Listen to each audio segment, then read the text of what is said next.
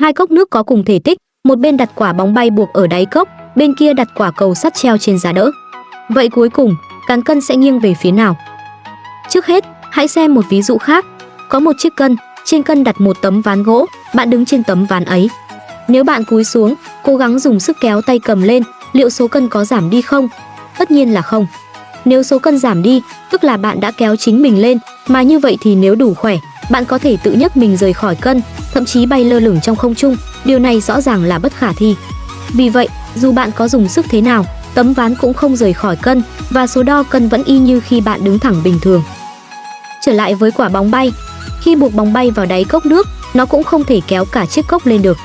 Trọng lượng trong trường hợp này bằng đúng trọng lượng khi quả bóng bay nổi tự do trên mặt nước. Giờ xét tình huống quả bóng bay nổi trên mặt nước. Quả cầu sắt nặng hơn bóng bay, nếu ta dần dần biến bóng bay thành quả cầu sắt, khối lượng nó sẽ tăng lên, bắt đầu từ từ chìm xuống, khiến số đo trên cân tăng dần.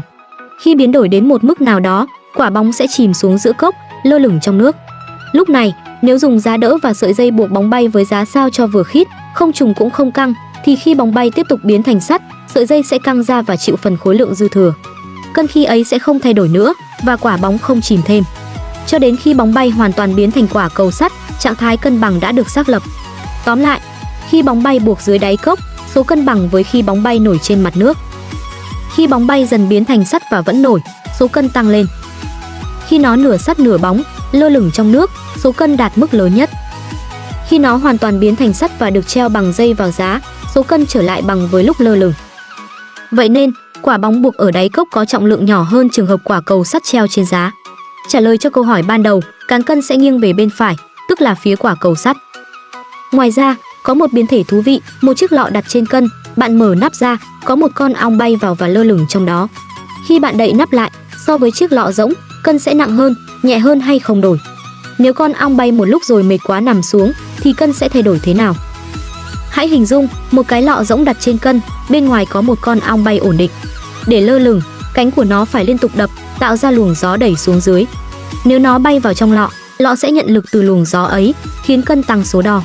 Bất kể ong bay cao hay thấp trong lọ, miễn là nó còn bay, lực đập cánh vẫn tác động xuống đáy lọ. Cho dù có đậy nắp lại, tình hình cũng không thay đổi. Ong buộc phải truyền áp lực cho lọ thì mới có thể treo lơ lửng trong không khí. Nếu ngừng lại, nó sẽ rơi xuống đáy. Vậy nên, cân sẽ nặng hơn so với lọ rỗng. Ngược lại, nếu treo một quả bóng bay bên trong lọ bằng dây, tình hình lại khác. Bóng bay lơ lửng không tạo áp lực xuống dưới. Giống như khinh khí cầu bay ngang qua đầu bạn, bạn sẽ không hề cảm thấy bị đè nặng. Vì vậy, dù đặt bóng bay bên trong lọ hay bên trên, chỉ cần nó vẫn nổi thì không gây thêm trọng lượng cho lọ. Đậy nắp lại cũng không thay đổi gì.